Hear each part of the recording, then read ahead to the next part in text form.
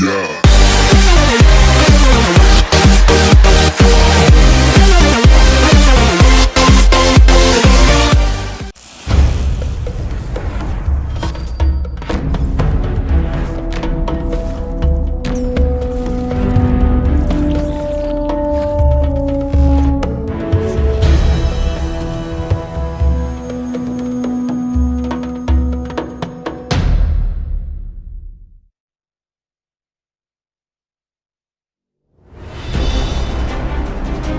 Rise of Iron has everything you'd expect from a new Destiny expansion. We got a whole new suite of brand new weapons. We have multiplayer with 3 new maps, got a new mode called Supremacy, got private matchmaking. We needed a raid. I don't think we could have shipped Rise of Iron without a brand new raid.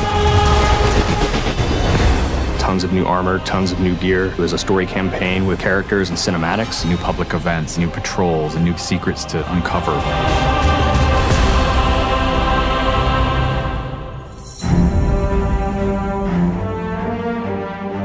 Rise of Iron's about looking at this story that's existed in the Destiny universe, this character, Lord Saladin. I am the lone sentry, and my watch is eternal. It's this journey to understand the past, what happened to these great heroes. The Iron Lords are gone, but our fight is far from over. And through that process, you're saving humanity, you're becoming an Iron Lord yourself, you're getting to wield a giant axe.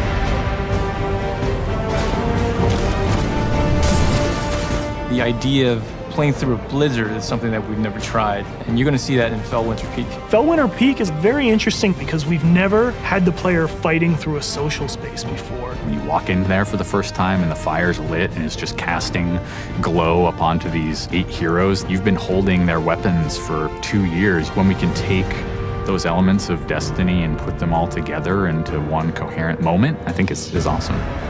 It is time to finish what I began so very long ago. Come, Guardian, help me give my friends the rest they deserve. This is the Guardian's journey with Saladin. He's sending you out into kind of a land that's been forgotten in the Cosmodrome. You're going into Earth, but it's changed, it's actually expanded. You'll see the plague lands, post-apocalyptic sky, there's lava welling up from the ground. We know the devils have been digging into the Cosmodrome for years. They've been looking for something. Well, what they found is Siva. It is a nanotechnology that can be used to shape things, but they're not trying to use it to build, they're trying to use it to destroy. They've started mutating their bodies, turning themselves into giant monsters, transforming the landscape, even of the Cosmodrome, into this horrible, burning fortress world. Hell's loose in old Russia. Every second we stand here, Siva's influence spreads and the Devil Splicers grow more powerful. Keep fighting, Guardian.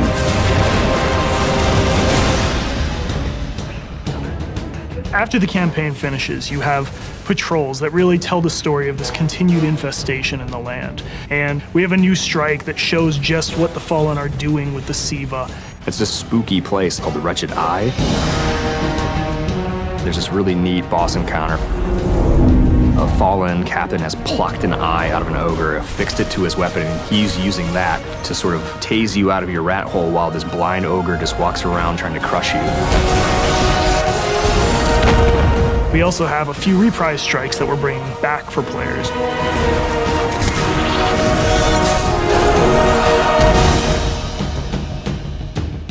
We very consciously set out to create a journey.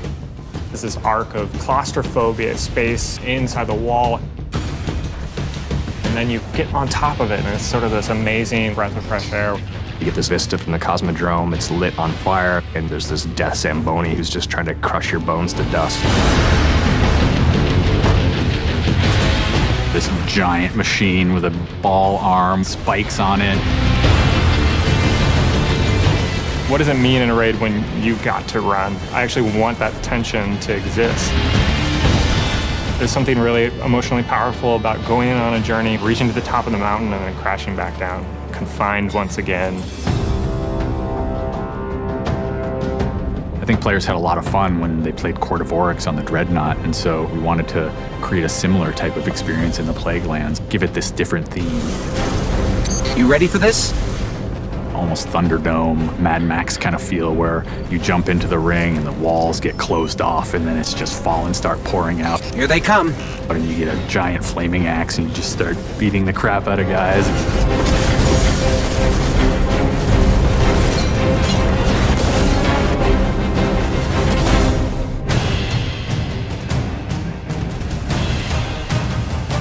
we thought, how can we increase the ways that you express the way you like to play? And what we came up with was putting different talents on the artifacts. The artifacts are these relics of the fallen Iron Lords. So you'll quest to earn one of those, and then your last step of that is taking that artifact to the statue of the fallen Iron Lord, fully empowering that for you to use as a player. Whether it's negating all the dot damage in the Crucible, or whether it's infinite sprint, or turning Fallen onto your side. Which is really, really cool, by the way. The artifacts that Tyra offers change every week.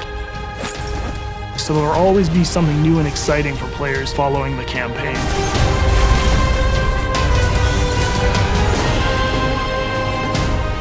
When you put snow, everyone thinks of pelts and cloaks and hoods. It wouldn't be a knight's tale without a knight's armor.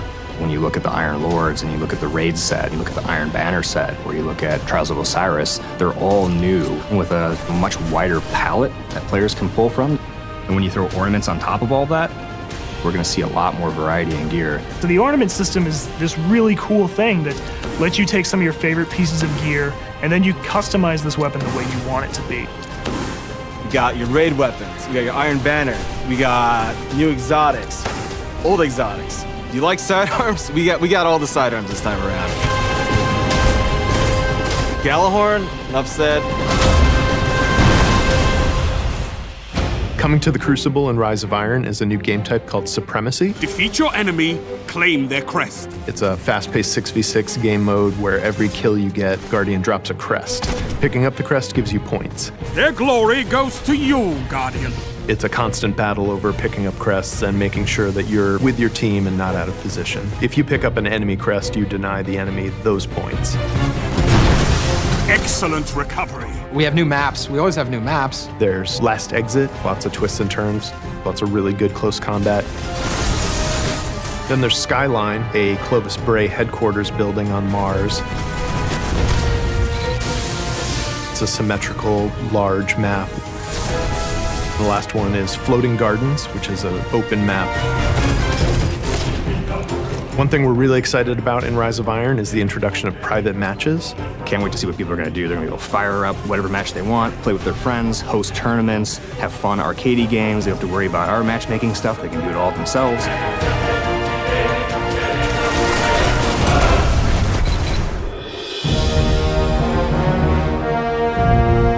Sometimes when I play and I have headphones on and I'm in that world, I get little chills because it's not just the effects and the amazing graphics, it's the audio that helps reinforce the journey that you're going through.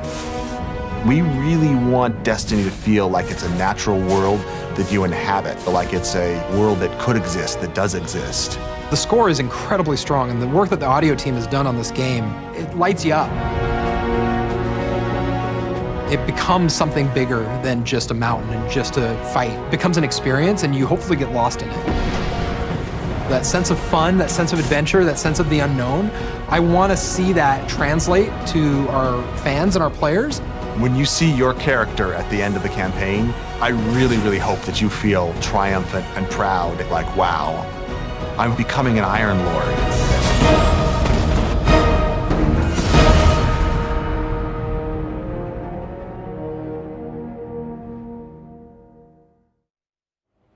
Greetings, Guardians. Welcome to the show, and welcome to our own little corner of Gamescom.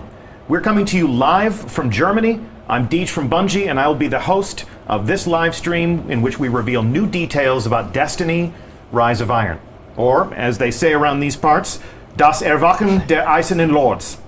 I'll get my score from Fuzzle after the show as to whether I pronounced that properly or not.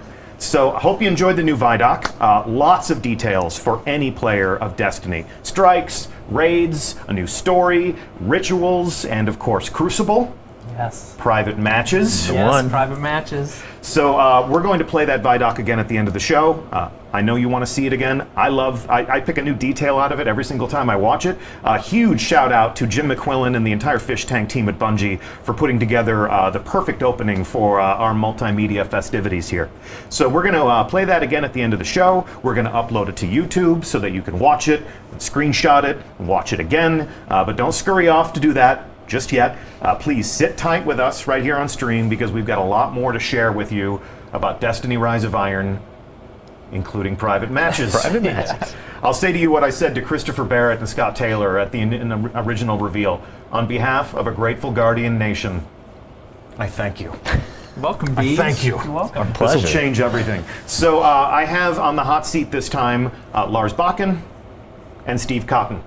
If you've watched our streams in the past, you know these guys. I work at Bungie because of the action these guys created, multiplayer action in former Bungie games. I've been jumping through your hoops for almost a decade now. So let's introduce you to the people in our audience who may not have gotten acquainted with you previously. Lars, talk to them about what you do at Bungie. Sure. I'm a design lead on the Crucible, and so that means all up everything there. So maps, modes, events like Trials of Osiris, Iron Banner, and also inclusive of all the new stuff, the new maps we have in Rise of Iron, Supremacy, and of course, private matches. Private matches. Yes.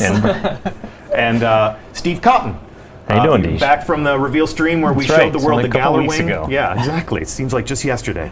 Actually, no, because we took a plane and 4 trains since then. 5 trains. 5 trains. 4 transfers. Well, all that matters is that we're here, we're in Germany, and we're going to meet a lot of great people from the community and talk to them all about Das Erwachen der Eisenlords. Eisenlords. I had it, and then I went for it again, and I screwed it up. Messed it up. Steve Cotton, talk to us about what you do at Bungie. So I'd like Lars. I've been at Bungie for a while. I've worked with Lars on multiplayer experiences that we've created for 12 years or so. But on Rise of Iron, I was the world design lead. Got to work with the level designers and the artists, the mission designers on crafting the worlds that you get to play in and that support the activities that we're offering in Rise of Iron. Interesting. It's an all-encompassing role. I mean, you're not only building the world that we explore in Rise of Iron, you're also working with the teams that are filling it up with action and telling the different stories. I probably should have said that. Right. Yeah, that's exactly. Yeah, I'm here to layer in it's all all about that the context. action. It's all about the, well, it's all about the action. It's about the places you go, the beautiful things that you see, and the nasty The things team's there. amazing, so it's easy. Cool. All right. As we saw in the Vidoc, Destiny Rise of Iron will have many different aspects to entertain just about any sort of Guardian. No matter what you love about Destiny the most, Rise of Iron gives you some more of that stuff. For the rest of this live reveal, we're going to be talking about the Crucible. Yep. So give me the all up on September 20th in Rise of Iron. What am I going to see that's new in the Crucible? Sure. So we're going to have 3 new maps for everyone and 1 additional Sony exclusive map. Okay. We're going to have a brand new mode, Supremacy, which Yep. has a couple of variants. And then we're also going to have private matches. Private matches. Now we're going to be using private matches today as part of this live stream to show you how Supremacy plays out. Before we go into that, let's pretend that it's the first Iron Banner. Okay. The game mode will be. It'll be featured in the first Iron Banner. That's something we're pretty excited to do. When we first talking about what happens when the first Iron Banner comes along in Rise of Iron, and felt like it was a great Supremacy, great definitely. way to launch it. Okay, so it's the first Iron Banner. You and I are in a fire team. Yep. I haven't been paying attention. I'll cast my role. I'll cast myself in the role of somebody who hasn't been paying attention. Our ships are going down to the destination, and I say, "Hey, how do I play Supremacy?" What would you say to me? You're on the wrong fire team. No, come on. All right, I'm going to cast you in the role of the helpful person from our community that actually helps people play the game. We'll help you. I can do that. Yeah. What would you say? So Derek just talked about it on the stream, but if you take the base of Clash, which is our team deathmatch, add an objective on top of that. So every time a Guardian dies, they drop a crest, and the only way to score points is to grab that crest. Okay. And what are the crests? I mean, what's the meaning in the world of Destiny? The crests are not just a representation of your class. They're a representation of your honor. So this is Shaq's favorite game mode. It's about glory. It's about taking other people's honor. And you can defend your honor by taking your own crest back before the enemy can get it. So now you said it's not just about your class. So when I look at someone's crest, I can tell if they're Hunter, Titan, or Warlock. Yeah, and I know you're gonna have a special time. I'm gonna relish picking up those. Apologies in advance, hunters. I'm gonna relish picking up those hunter crests because y'all have it coming with your golden guns hunters. And your blade dancing and your Cosmo knows what I'm talking about.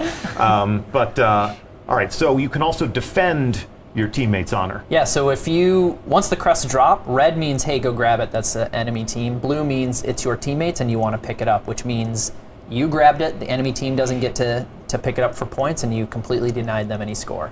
Okay, let's see how all this plays out. We have assembled in the room next door. I can see them right through this glass door right here. We have a delegation from the international community. There they are, and we have 2 teams assembled to fight for glory and honor. We have Alpha Team, and in first chair as their team captain, we have Bungie's own Brandon Bjarnason. How you doing, Brandon? We have Lean from Zombie Factory. We have Story Machine. How you doing? We have Activision Tackle Dummy number 1.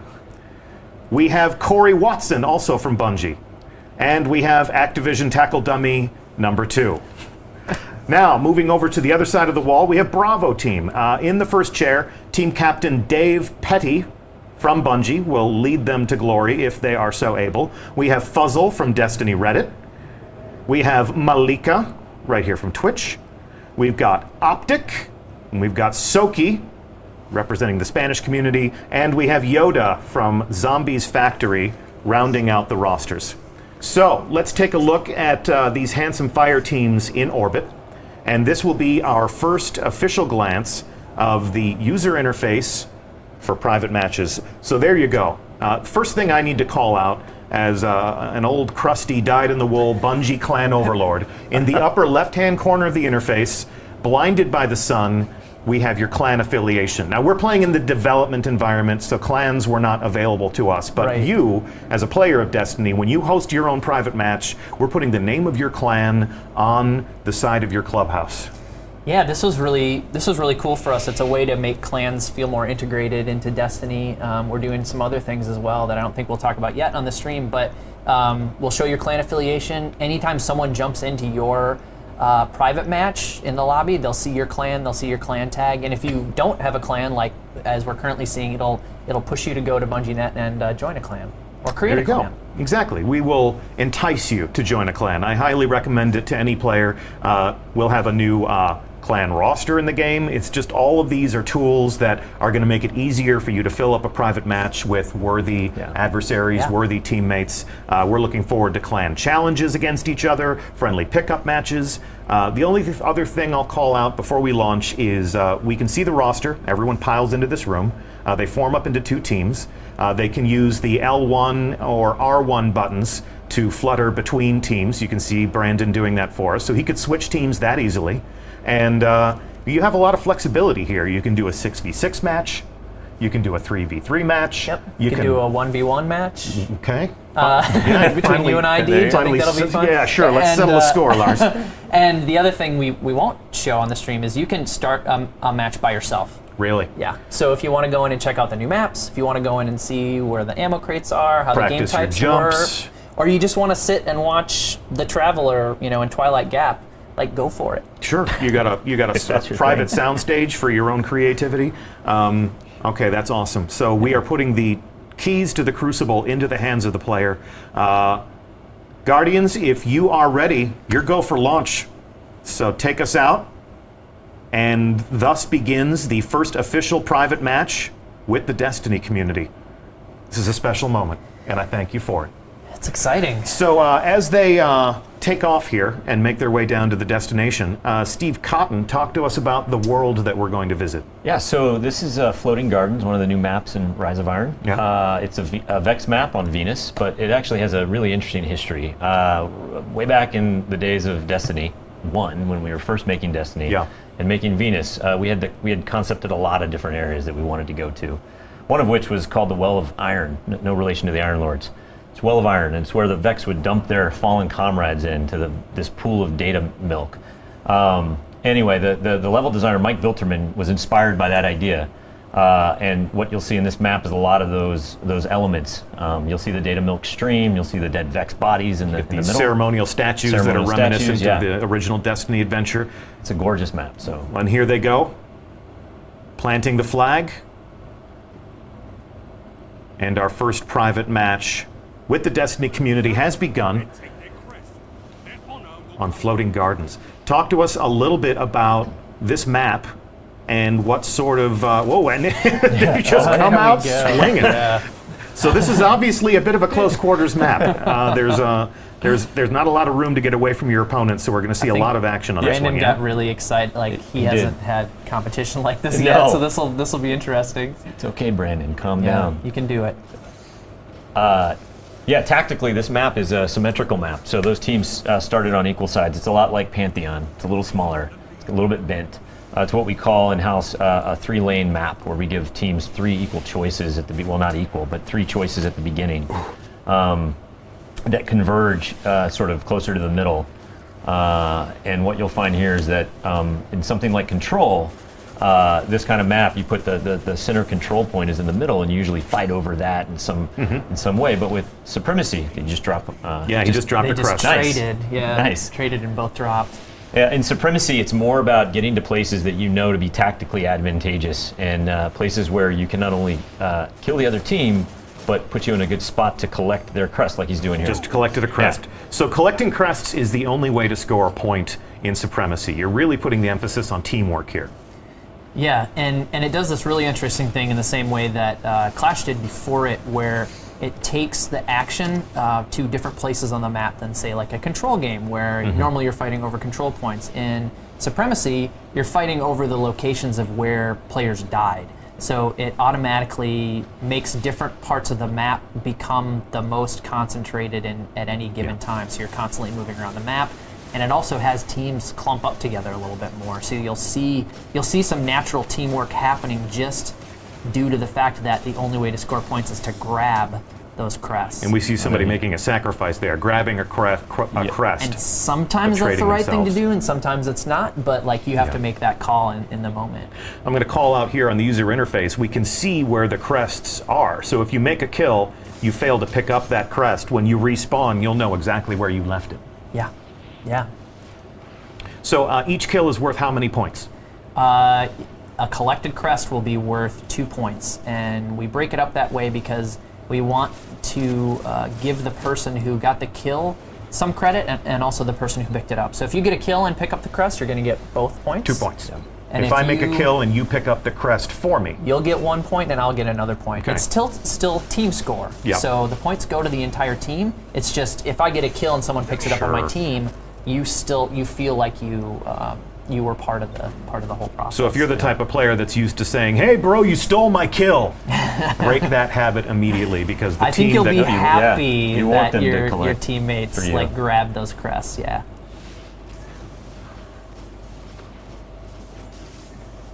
Boom. There we go. There So like a gets his nice own. close quarters kill is nice, because if you use a shotgun or if you use something like Fist of Havoc, your downed crest is going to be right in front of you. Snipers are going to have a harder time with this. They're definitely going to need to collaborate with their teammates to do that collection work. Yeah, you can't just sit on one side of the map or down a lane, snipe away, and then expect to be super effective. If you don't have someone that is collecting those crests on your team, then you're effectively just wasting sniper bullets. Interesting, yeah. And we can see also that the most skilled teams in this variant are going to hunt in packs. What was it we used to say? The strength of the wolf is the pack. Is the pack. Yes. So obviously you don't want to clump up too much, otherwise you become 2 or 3 free crests. But if you don't have anybody working with you to collect those things, the point for making a kill is not guaranteed. You don't just automatically get the point for making the kill. Someone actually has to pick up that crest for either of those points to get scored, correct? Yes, yes, yes. And there we go. Gallarhorn. Wolfpack rounds ride again. Woo. Boom, Oh, boom. that was close quarters. That was dangerous. And the Stormcaller has something to say about all of that. Yeah, the guys in my clan call that the Storm Chaser, because as soon as you hear that, it's like, run, run, run, run, run, and that's what he does. He chases you. He or she, of course. So this is a smaller map. It's a symmetrical map. A lot of shotguns on this map, a lot of close quarters fighting on this map. What else do you hope will happen as you design a space like this? What's the full governing philosophy behind the 3 lanes of traffic? Well, you hope that the 3 lanes have like different experiences down each of them, right? So when you're making a choice, you kind of know what type of fight you want to get into. I mean, the shotguns are definitely going to be pervasive over here on the right, more enclosed areas. But on that outer edge where it's a little longer sight lines, I think you want longer distance fights. I mean, it's in Supremacy, the way it plays out. I think you have somebody supporting somebody else with longer range weapons, most likely. But you hope that. Oh, nice. There we go. You hope that stuff happens. Oh, denied. Couldn't get to the crest in time, but ended up taking out that guy anyways. Nice. Good work. Oh. So when you think of your favorite Destiny maps, there's always a portion of the map that's kind of the hot zone. You know, when you look at the heat maps, that's where most of the kills get made. Where do you think is going to be the sweet spot for a team to control here on Floating Gardens? On Floating Gardens, I mean, the 50-yard line's pretty popular, right? I mean, and where's that? That is right down. It's easy to figure out once you see it, but it's this Vex data milk river right down the middle of this map. So, and then there's a couple of different interesting spaces along that axis. They're fighting here right now. He's on it. And so you want to command that area. That would be where all the crest indicators are on the exactly. map. That's not a surprise. So, so these are two pretty evenly matched fire teams. This is actually pretty good. This is great. We brought in people from the community, and we were having them play against members of the Bungie away team, as well as our friends from Activision, who built this lovely space where all this magic happens for us. And we're, there's when the guys on the Activision team saw who was coming in to fight from the community, they're like, "Optic, what are you doing to me, man?" It's like, "Hey, we got some hitters on your team. Don't worry about it." Brandon's got game. He's probably one of the most skilled Bungie employees in the studio. In which case, we're definitely going to form up our own Bungie team and get in on some of this private matches action. Nice. All right. That was a close match. Close match. The team that we were spectating lost. And there you have it. Our first private match with the players in our community. We're going to play one more private match. I'm going to give them a moment to collect themselves, to return to orbit. Brandon's backstage, sort of fanning the flames of a game well played. We salute you. And whether your honor was collected or not, every Guardian is a hero of honor, so please don't take it hard. But we have more gameplay to enjoy. So we're here in orbit, once again greeted by the user interface that you would use to set up your own private match. So Brandon, if you could, let's take them through the game options. We're going to continue to play Supremacy, but if we take a look at the game types, we have 3 pages of game types here. You're essentially giving them access to every single combat scenario that you've shipped with Destiny. Yeah, we tried to be. It was important for us to bring those modes in, especially the modes that maybe were just weekly rotators in the past, some Inferno modes. So if it's not up for you that week, there's still the possibility that you can play. Mayhem is always popular. Yeah, Mayhem as well. Like people you can get are always in there and asking for a Mayhem Iron Banner, and I say, "Oh God, the horrors! I do not want to read those tweets." But they could recreate that for themselves. They could. Yes, absolutely. Okay. So all the game modes there, and then so you pick your combat scenario, then you pick your map. We've shipped a lot of Destiny maps across all the different expansions. Around 30. Dark Below, House of Wolves, Taken King, now Rise of Iron. So they're all in here, so we can page through. Almost 30 maps, up to 30 maps. You're going to see maps in here you haven't seen for a while. Yep, including Skyline, which is a map they've never seen. Yeah, it's a map they've never seen. I was going to say, Deej. Right, so including never that seen one. that. For the sake of illustration purposes, go ahead and pick First Light. Now watch what happens to the interface. As you can see, we added a couple of options there. Some maps are outside, so we can play with time of day. Some maps are big enough to accommodate vehicles. Right. So talk to me about time of day. I mean, is that just a style choice, or does that actually impact gameplay? It can change gameplay. Yeah. It can change tactically how you play, and in Destiny we do have time of day as an option in the maps. And normally in matchmaking, it's just a randomized choice. Yeah. So sometimes you'll get a map at night, sometimes you'll get it midday, sometimes you'll get it in the morning. Yeah. And it was a cool option to give players because it does feel different. Rusted Lands feels different when you're playing at night. Yeah.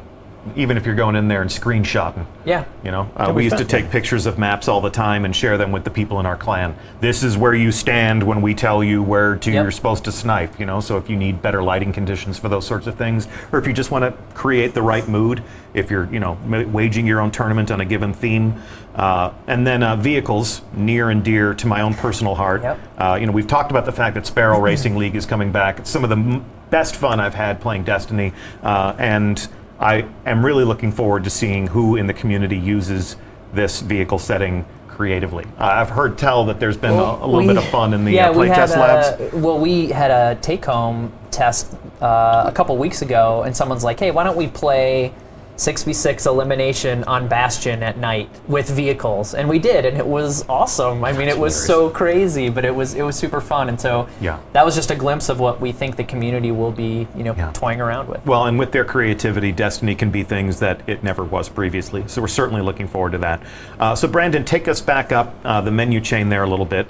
We've chosen our map.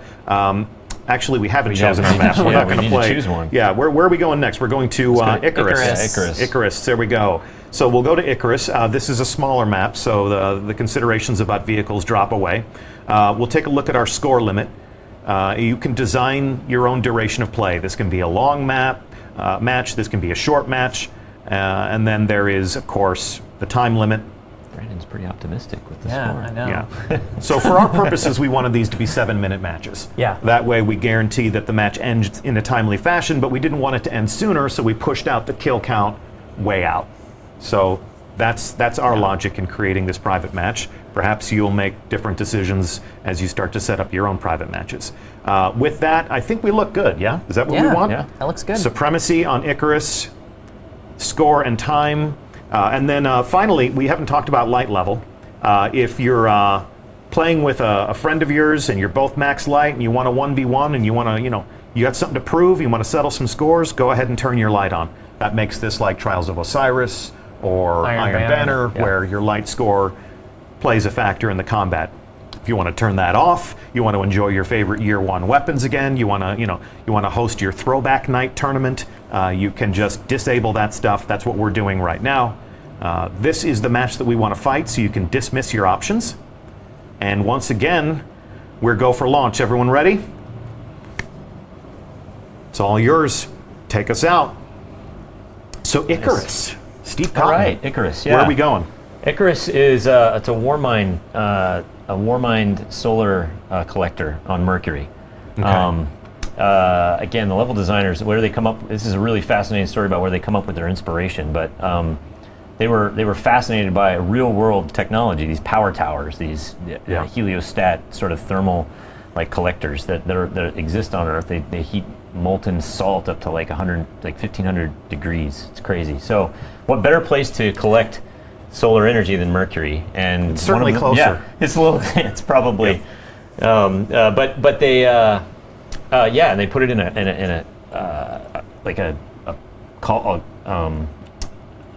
a pit, basically, and put all the arrays of mirrors around that pointed at this thing. It's glorious. It looks amazing. Now, this is the first human installation that we've seen on Mercury. When I think about the Lighthouse, or when I think about some of the different Crucible maps that you've set there, it's usually Vex in nature, but this is, Warmind similar to Rasputin. That Golden Age tech is coming more into play here. So, let the games begin. Yeah. This is round 2 of Supremacy, and as the match plays out, talk to us a little bit about how the environment is impacting the gameplay. Looks like we've got our first blood right there. This one's a little bit tighter than Floating Gardens. Is this a symmetrical map? This is a radial map. A radial map? Or like you say round. A round circular map. nature. No, it's a radial map. Yeah. It's the interiors. It's a lot like Anomaly, but the exteriors are much more open. Again, this gorgeous skybox that the artists have created. Must be a Warmind thing. I mean, Anomaly is also a circular map, so the Warminds, they think in a circular fashion. All right, picking up those crests, putting points on the board. Nice. Yeah, running the table, sliding into the crest. You get style points for that? No, you don't, but you should. But you sure feel cool doing it. Like so that was great. That was a denial right there. Yeah. So Ooh, That could have been a double kill instead. So we can see down here in the lower left-hand corner, the user interface is telling us a lot about the combat. We can see Bravo team seizing quests. I want to say quests so bad. Crests. They're seizing the crests. So this just gives you an idea as to who's running the table, who's leading the match. Yeah, there's a couple things going on there too. We have audio cues for taking crests and denying crests. So not only are you seeing it in the kill feed down there, but you're also hearing it as well. So we want to have multiple ways that information is conveyed.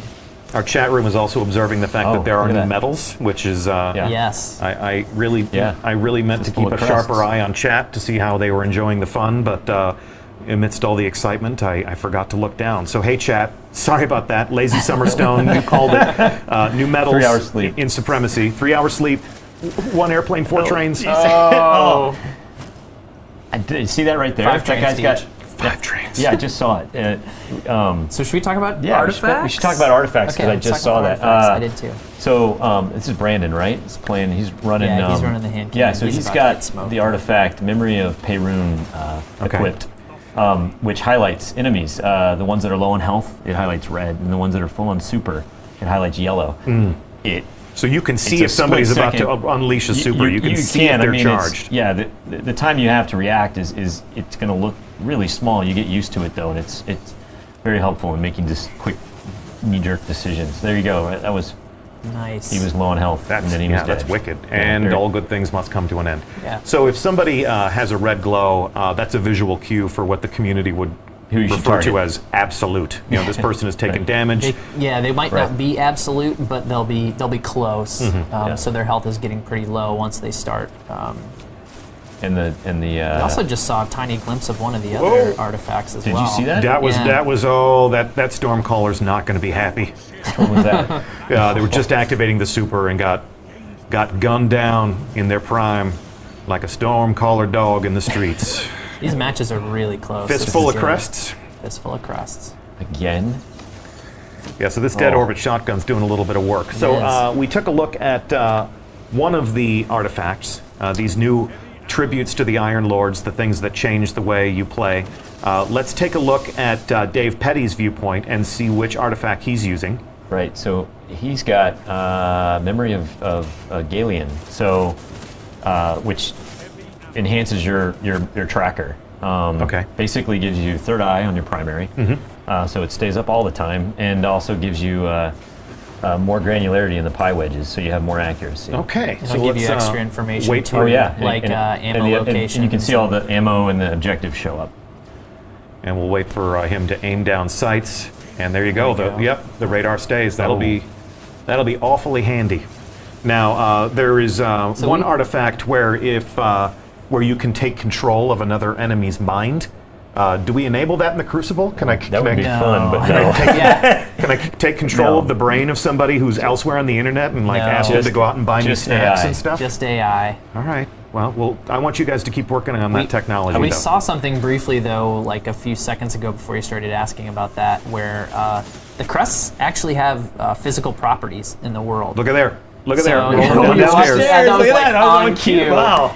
They're so so yeah, cooperative. when they get killed, they move around. You can fire a rocket near it, a grenade. Like you'll see it move downstairs, ramps, and it's not a lot. It's pretty light, and we worked on it for a long time to make sure it didn't affect it so much as to be annoying. But it's there, and it adds an extra layer of interest to the game. Yeah, it really does. So Lars, Stormborn52 just tuned into the stream, and he wants to know if Rise of Iron has private matches. Do you have an official comment on that?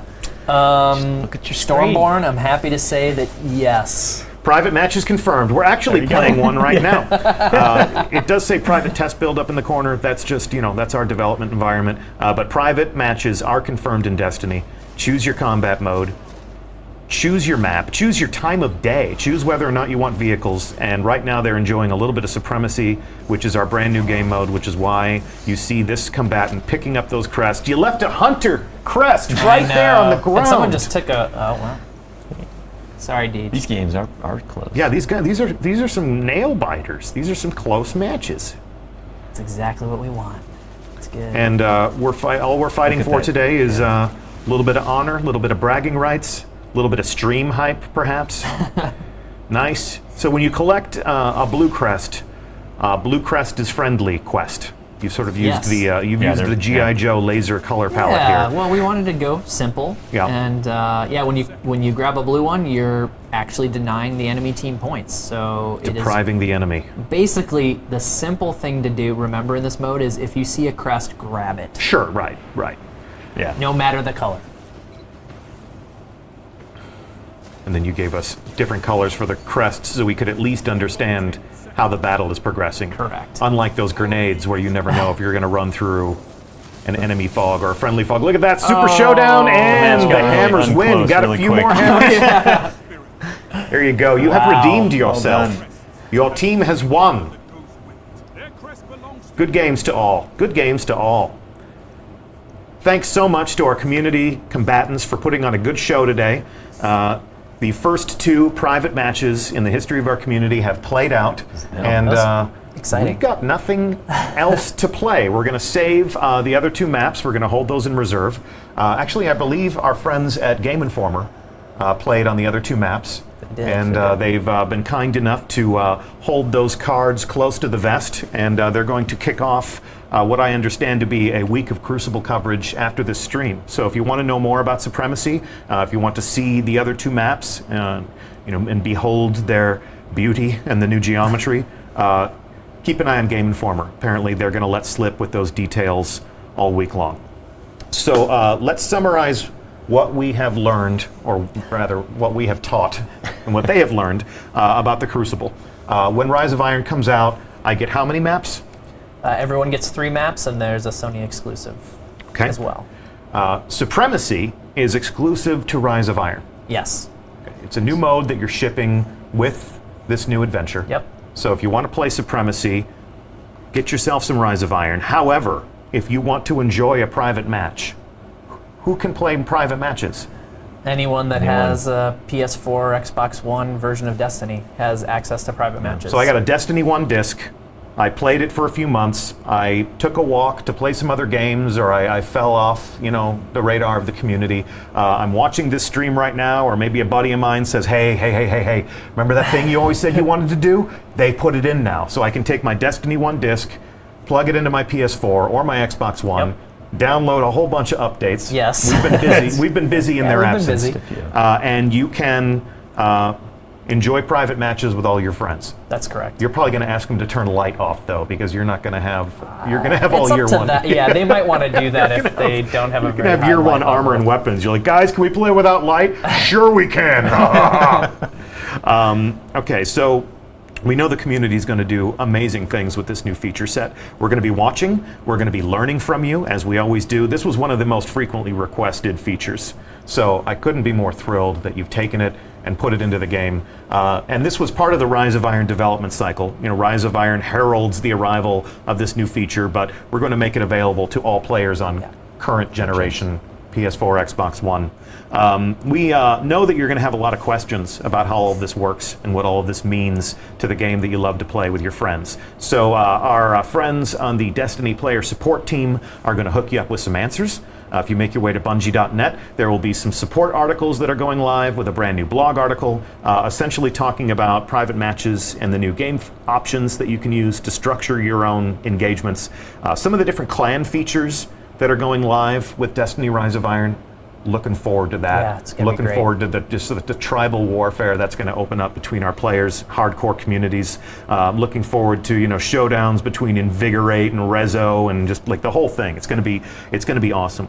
And then, of course, if you want to plan and manage your own Destiny tournament, we have just some guidelines, basic rules and regulations for how all that can go down so that everybody in the community can have some good, safe interactions with each other and that expectations are properly set there. So that's one thing to go check out after the stream. We are now going to go into quiz show mode, so that we can summarize. You're on the hot seat for a reason. Putting us on the spot. Yep. So we are going to be in this studio for the rest of the week. We're going to be talking about Rise of Iron. We're going to be playing the new strike. What's the name of the new strike? The Wretched Eye. The Wretched Eye. That is absolutely That's the first correct. quiz? That's the first question. Good job. You nailed that. Need like a ding or something. Yep. So we're going to be on this couch. Go to Bungie.net to see the full schedule of all the international streamers that are going to come in here. Different personalities, different languages, different points of origin. It's going to be awesome. We're going to meet a lot of people who love and play this game and lead the community in their own right. Next question. When does Rise of Iron launch? Is that for me or him? I think you should take this Let me one. just buzz in. Oh, I just buzz? That's a great question, Deej. I'm glad you asked. Well, there you go. September 20th. All right. So it's a Tuesday, Tuesday. September 20th is when we all invade the Plague Lands for the first time, and then there will be the raid. Brand new raid. When does the brand new raid launch, Lars? Friday the 23rd. Bonus question. What's it called? Wrath of the Machine? There you go. You guys are on I did fire. it! It's almost as if you guys made this game. Tiebreaker. Okay. No, all right. Tiebreaker. Actually, there is no tiebreaker. That's the end of it. But if you're watching this and if you've missed out on one of the adventures to Destiny that we've released to date, and you want to play some catch up, we have some different ways for you to do that. You may have seen a trailer for Destiny: The Collection. That's your catch up bundle. It's all of the adventures that we have ever released in Destiny to date, including Rise of Iron, everything up to that point, Destiny, Dark Below, House of Wolves, Taken King, and Rise of Iron. If you're looking forward to investing deeply in the private matches, it's good to get all those maps into your inventory, or perhaps you just want to play and catch up and see what we've been up to while you've been away. If you don't want to play catch up, but you feel like your Guardian isn't combat ready, there's going to be a character boost so that you are ready for action, ready to run into the Plague Lands as soon as Lord Saladin says go. What else do we have? We have, as part of the Destiny The Collection, we have a digital upgrade path. So if you are one of our friends on a legacy console, mean to say a PS3 or an Xbox 360, if you own the Taken King on that system and you get yourself a shiny new PS4 or Xbox One, open up the digital marketplace on your new console, go to the PSN store, go to the Xbox Live Marketplace, you'll be able to buy Destiny The Collection at a discount. It'll detect that you have the Taken King, and it'll allow you to pick it up for $40. So we hope that makes it a little bit easier for you to continue your adventure with us. Wouldn't be the same without you. And this game is nothing without its community. I'm sure you agree. Agreed. Because you do great things for them. You do great things for them, fellas. So again, that's not all that we have planned. We put so much effort into building this lovely set, so we're going to get a lot of mileage out of it. There are going to be other people to come here and hang out with us. Looking forward to a lot of people from the community to come and tell us in their own words what they think of the Wretched Eye Strike and who knows what else. Thanks for watching. Thank you, gentlemen, for taking 5 trains to be with us here in Cologne and to show us everything that you've been working on. Thank you to our guest community combatants in the next room. You guys were awesome. And we thank you for watching. I already said that, but I'll say it again. So this is the end of our stream. It's time to fan out onto the internet and get yourself some more details. You can watch that Vidoc on YouTube. We're about to play it for you again right here. You can check out what Game Informer is saying about the Crucible, and it may well be that one of your favorite YouTubers was invited to our studio a couple of weeks ago to play these things for themselves. So their embargo should be lifting soon, but just check it out. If you follow the right people on Twitter, you'll see a lot of links to new information. I am Deej from Bungie. This has been Lars Bakken. Hello. This is still Steve Cotton. And it's been our pleasure to host you on stream. Stay tuned to our channel all week long, and very soon we'll see you atop Fellwinter Peak. Thank you for watching.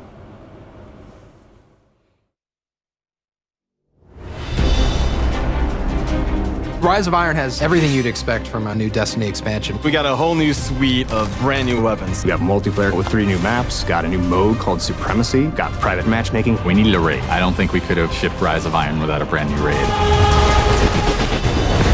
Tons of new armor, tons of new gear. There's a story campaign with characters and cinematics. New public events, new patrols, and new secrets to uncover.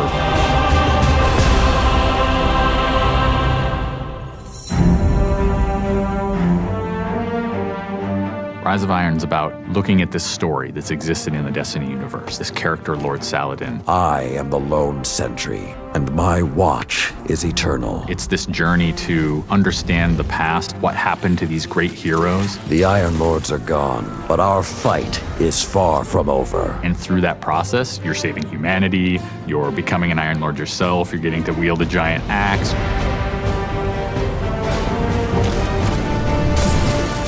The idea of playing through a blizzard is something that we've never tried, and you're going to see that in Fellwinter Peak. Fellwinter Peak is very interesting because we've never had the player fighting through a social space before. When you walk in there for the first time and the fire's lit and it's just casting glow up onto these 8 heroes, you've been holding their weapons for 2 years. When we can take those elements of Destiny and put them all together into one coherent moment, I think is awesome. It is time to finish what I began so very long ago. Come, Guardian, help me give my friends the rest they deserve. This is the Guardian's journey with Saladin. He's sending you out into kind of a land that's been forgotten in the Cosmodrome. You're going into Earth, but it's changed. It's actually expanded. You'll see the plague lands, post-apocalyptic sky, there's lava welling up from the ground. We know the devils have been digging into the Cosmodrome for years. They've been looking for something. Well, what they found is Siva. It is a nanotechnology that can be used to shape things, but they're not trying to use it to build, they're trying to use it to destroy. They've started mutating their bodies, turning themselves into giant monsters, transforming the landscape, even of the Cosmodrome, into this horrible, burning fortress world. Hell's loose in old Russia. Every second we stand here, Siva's influence spreads and the Devil Splicers grow more powerful. Keep fighting, Guardian.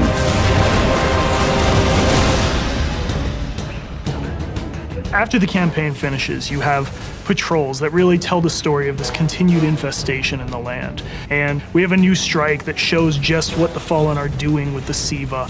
It's this spooky place called the Wretched Eye. There's this really neat boss encounter.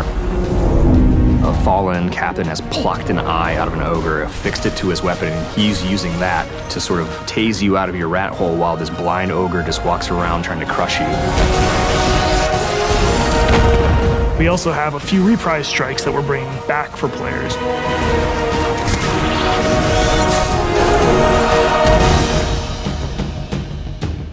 We very consciously set out to create a journey. This is arc of claustrophobia, space inside the wall. And then you get on top of it, and it's sort of this amazing breath of fresh air. You get this vista from the Cosmodrome, it's lit on fire, and there's this death Zamboni who's just trying to crush your bones to dust. This giant machine with a ball arm, spikes on it. What does it mean in a raid when you've got to run? I actually want that tension to exist. There's something really emotionally powerful about going on a journey, reaching to the top of the mountain and then crashing back down, confined once again. I think players had a lot of fun when they played Court of Oryx on the Dreadnought, and so we wanted to create a similar type of experience in the Plague Lands, give it this different theme. You ready for this?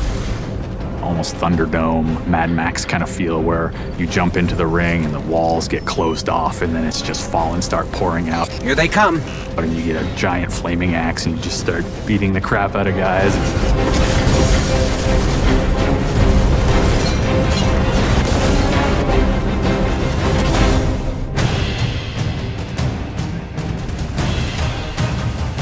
We thought, how can we increase the ways that you express the way you like to play? And what we came up with was putting different talents on the artifacts. The artifacts are these relics of the fallen Iron Lords. So you'll quest to earn one of those, and then your last step of that is taking that artifact to the statue of the fallen Iron Lord, fully empowering that for you to use as a player. Whether it's negating all the dot damage in the Crucible, or whether it's infinite sprint, or turning Fallen onto your side. Which is really, really cool, by the way. The artifacts that Tyra offers change every week. So there will always be something new and exciting for players following the campaign.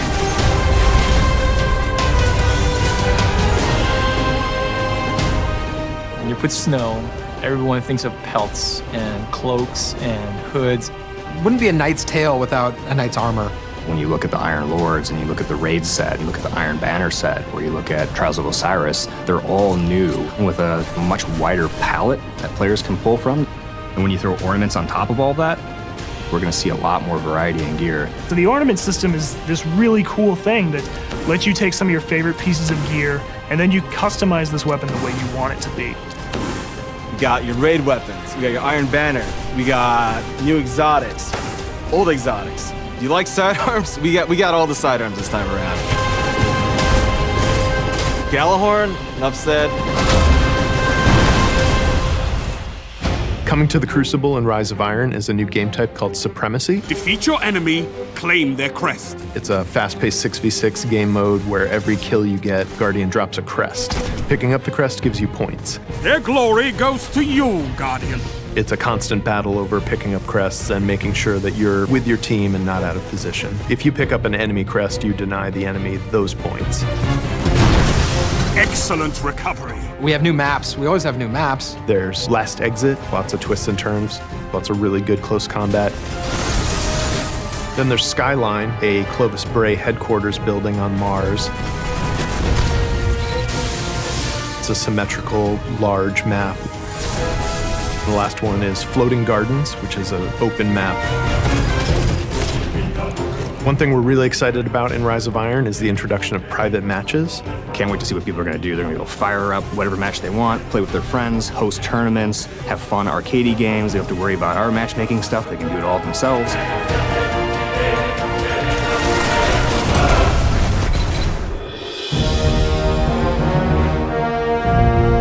Sometimes when I play and I have headphones on and I'm in that world, I get little chills because it's not just the effects and the amazing graphics, it's the audio that helps reinforce the journey that you're going through. We really want Destiny to feel like it's a natural world that you inhabit, like it's a world that could exist, that does exist. The score is incredibly strong, and the work that the audio team has done on this game, it lights you up. It becomes something bigger than just a mountain and just a fight. It becomes an experience, and you hopefully get lost in it. That sense of fun, that sense of adventure, that sense of the unknown, I want to see that translate to our fans and our players.